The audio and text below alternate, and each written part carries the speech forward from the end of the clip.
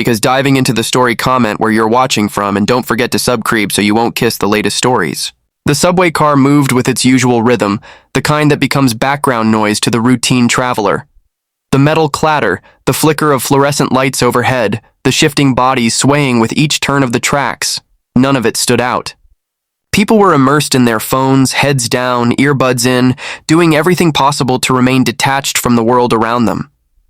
It was the kind of anonymity that gives public transportation its peculiar sense of isolation, even in a crowded space. But not everyone was checked out. Amid the blur of faces and the buzz of notifications, one person remained fully engaged with her surroundings.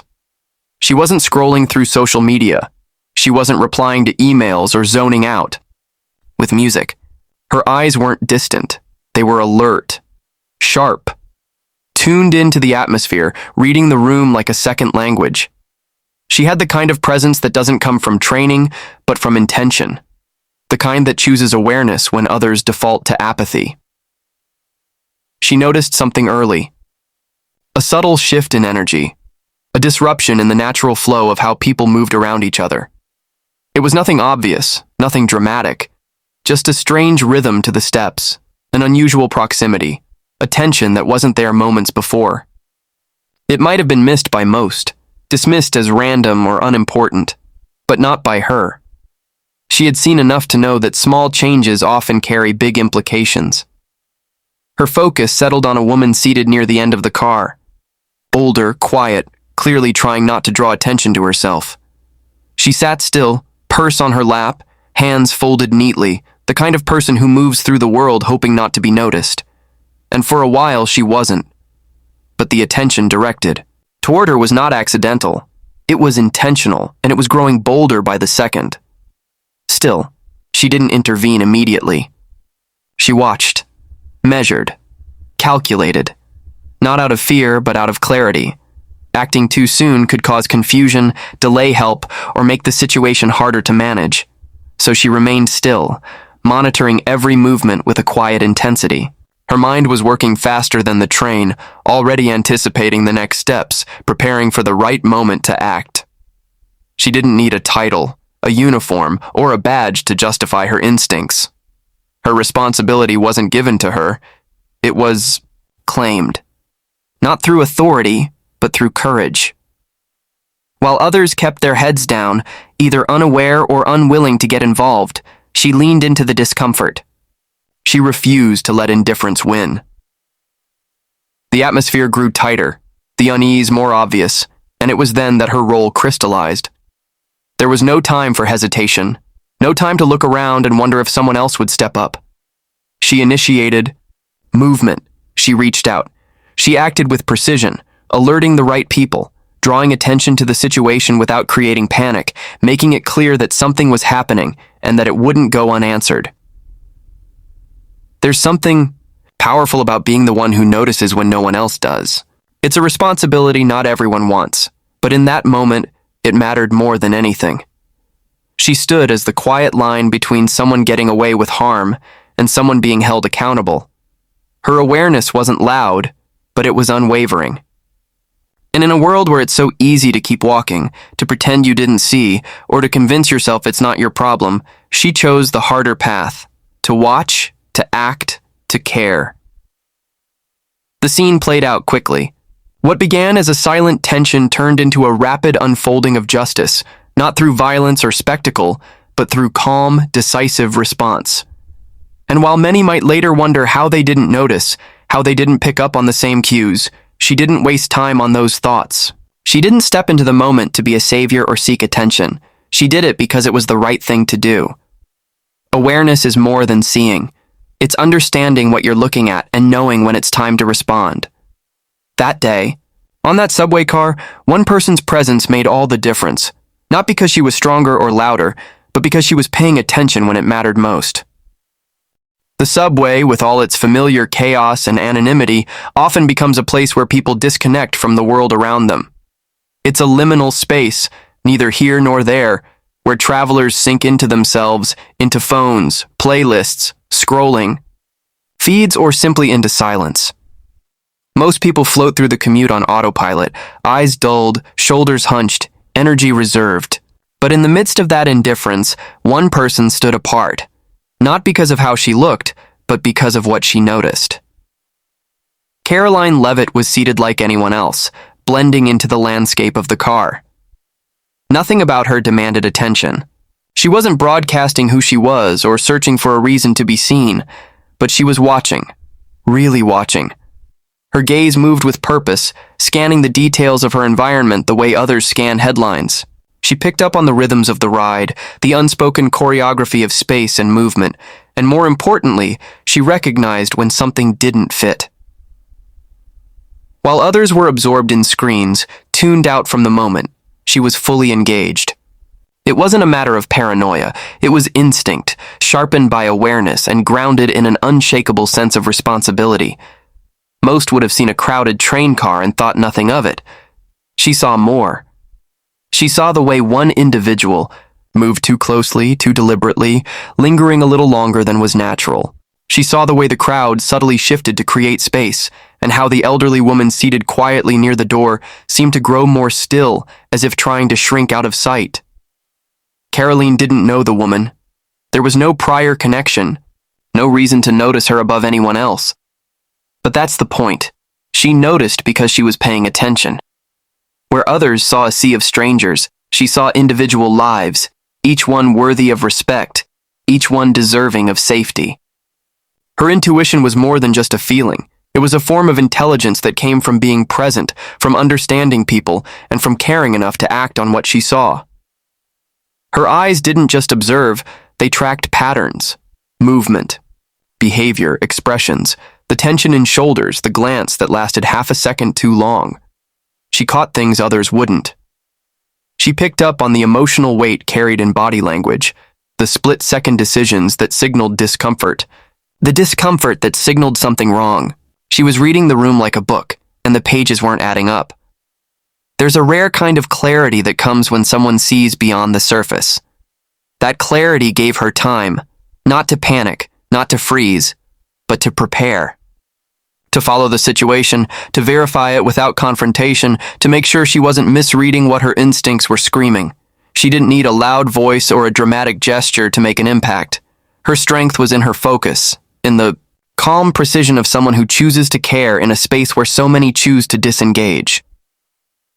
In an environment where most people hesitate or remain passive, she remained intentional. She wasn't watching for drama or looking to involve herself in something that didn't concern her. She was simply unwilling to ignore what she saw. She saw a vulnerable person in a vulnerable position, and instead of assuming someone else would step up, she accepted that maybe she was the only one who could. There's a quiet bravery in being the one to notice, in tracking the details, in preparing to respond while others remain unaware. She knew there would only be a small window, a moment when something could be done, a second where the line between harm and help would be razor thin. And when that moment arrived, she would already be ahead of it. Because she wasn't guessing. She had been watching the entire time.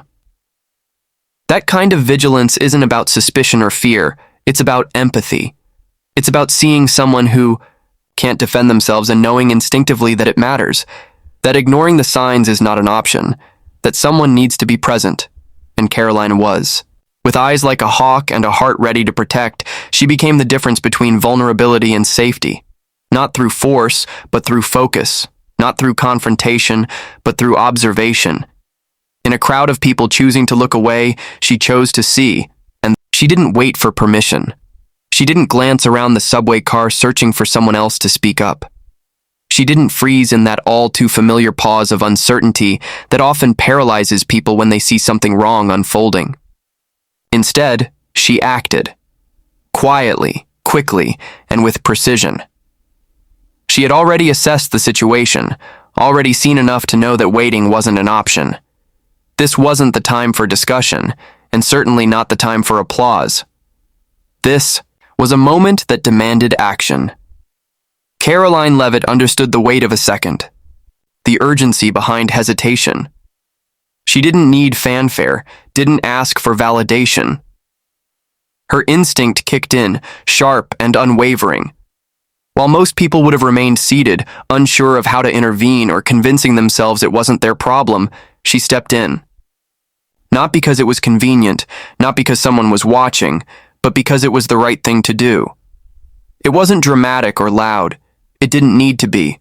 There was no yelling, no chaos, just a shift in energy, a decisive step forward, a voice raised at the exact right moment.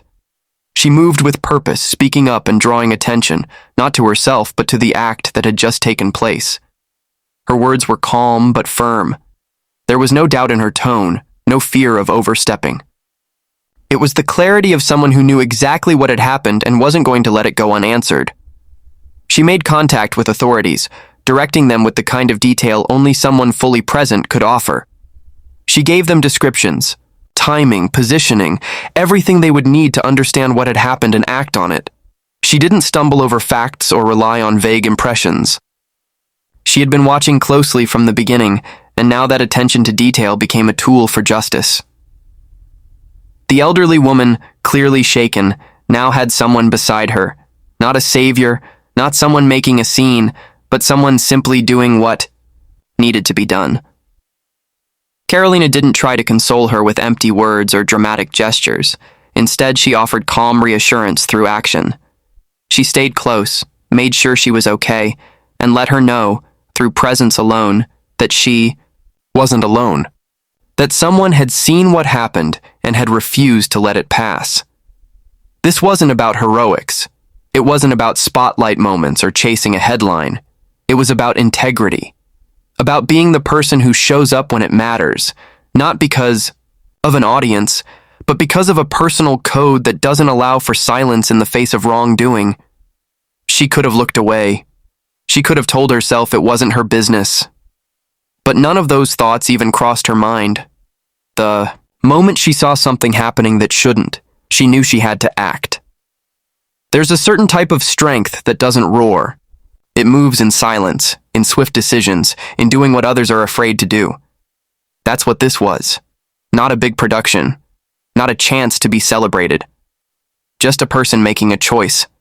One that too many others avoid. She didn't need a reason to justify her actions. The injustice itself was enough. And that's what made her response so powerful. When others looked confused or questioned whether something had really occurred, she didn't waver. She had already clocked it, processed it, and chosen her response before most had even registered a problem. That level of decisiveness doesn't come from impulse. It comes from character. From a lifetime of understanding that when you witness harm, your reaction matters. Your voice matters. Your choice to act, or not, can shape what happens next. And so, in the span of just a few minutes, she managed what many wouldn't have even attempted. She brought attention to what had been hidden. She offered clarity where there had been confusion. She gave support where there had been fear. And she did it all without expecting anything in return. No cameras, no crowds, just responsibility. Just principle. Just the kind of leadership that lives in the everyday choices no one sees until someone decides to stand up. It wasn't a stage. There were no cameras, no lights, no microphone waiting at the end of her sentence. There was no press release drafted, no speech prepared, no social media post crafted in anticipation of applause. It was just a subway ride, gritty, loud, forgettable, and that made what happened so much more telling. Because in a moment that could have passed unnoticed, someone made a choice that spoke volumes about character without ever needing to say a word. Caroline Levitt wasn't there to be recognized. She wasn't wearing anything that suggested she held any sort of public role, any kind of power.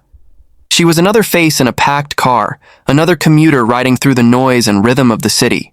But what separated her from the crowd wasn't who she was.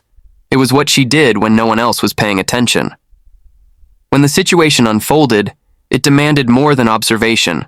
It called for action, for instinct, for someone to rise above the ordinary numbness that often takes over public spaces, and she answered that call. Not with fanfare, but with the kind of everyday courage that goes unnoticed far too often. She didn't hesitate, didn't look around for approval, didn't perform her response. She simply stood up, figuratively and literally because someone had to. There's something deeply powerful about that kind of decision. It's one thing to react when you're expected to, when the world is watching, when the moment has already been cast in lights. It's another entirely to step forward when no one sees it coming, when you have nothing to gain and no guarantee that your actions will even be acknowledged. That's the moment that reveals who a person truly is. And what she showed was the quiet, unwavering strength of someone who values integrity more than recognition. She spoke with clarity, not volume. She moved with purpose, not drama. Every action she took was driven by something internal, an unshakable sense that if something was wrong, it couldn't just be ignored. That if someone was being hurt, it wasn't enough to feel sympathy from afar. That being a bystander, even in a crowd of them, is never a neutral position. She stepped forward because in her world, protecting the vulnerable isn't optional. It's instinct. The woman she helped may never have known her name. There were no long conversations, no elaborate gestures. Just a presence, a steady, decisive presence that changed the course of a moment. A presence that turned fear into safety, confusion into clarity. That kind of presence doesn't require a podium. It operates quietly, consistently, because it's grounded in real values, not performance. There's a tendency to think that courage always looks like something big, headlines, speeches, viral videos, but often it looks like someone choosing not to look away. Someone recognizing that their responsibility doesn't disappear just because they're off the clock or out of the spotlight. It looks like a person who believes that character matters, most when no one is watching. Caroline didn't wait to be asked. She didn't delegate the responsibility to someone else. She didn't assume that someone better equipped would come along. She acted because she could, and because doing nothing simply wasn't an option. That choice, made in the cramped space of a subway car, was louder than any speech could have been. She didn't stay for praise. She didn't try to retell the story with herself at the center. She moved on with the same quiet confidence she carried throughout the situation. Calm, composed, grounded. That's what real leadership looks like when it's stripped of title and spotlight. It's not about being in charge. It's about stepping up when others don't. It's about protecting people who can't protect themselves, not because it earns you credit, but because it's what you'd want someone to do for you, or your mother, or your grandmother. The city moved on. The train pulled into its next stop, but what she did lingered, maybe not in headlines or news alerts, but in the memory of one woman who was spared from fear, and in the quiet acknowledgement that there are still people in the world who choose to act, not because they have to, but because it's who they are. In a world that often moves too fast to notice, where most people are absorbed in their own lives and responsibilities, moments like this remind us of what really matters. It's easy to become numb to the chaos, to let the noise blur our sense of duty to one another. But every now and then someone steps up, not out of obligation, not for attention, but because they choose to live by a deeper principle. Caroline Leavitt showed us what it means to truly see others, not just to glance in their direction, but to be present, to stay aware, and to act when action is needed most. Her response wasn't born out of training or expectation. It came from instinct, from heart, from the kind of values that can't be taught in a classroom or written into a rulebook. They come from experience, empathy, and courage. She didn't wait for someone else to take the lead. She didn't assume the problem would solve itself. She trusted her judgment, leaned into the discomfort, and chose to take responsibility when it mattered most. In doing so, she reminded everyone that you don't need a title to lead. You just need the willingness to care. The beauty of what happened isn't just in the outcome. It's in the way she carried herself throughout. There was no need for a grand gesture, no need for dramatic declarations. Her strength showed in her stillness, in her resolve, in her choice to stand firm when others stayed silent. That kind of leadership isn't always celebrated, but it's exactly what the world needs more of. It's the kind of example that inspires others to pay closer attention, to take action in their own lives, to believe that doing the right thing still matters, even when no one is watching. What Caroline demonstrated on that subway wasn't a one-time moment of bravery. It was a glimpse into the kind of character that shows up every day, quietly, consistently and with purpose. She didn't need the world to know what she did. The people who mattered saw it. The elderly woman she helped, the bystanders who learned from her, and now all of us who hear this story and recognize its power. Because in the end, this isn't just about one act. It's a call to all of us to stay awake, to look up, and to remember that even the smallest action can ripple far beyond what we see. It's a reminder that bravery isn't always loud. Sometimes it's just one person, in one moment, making one decision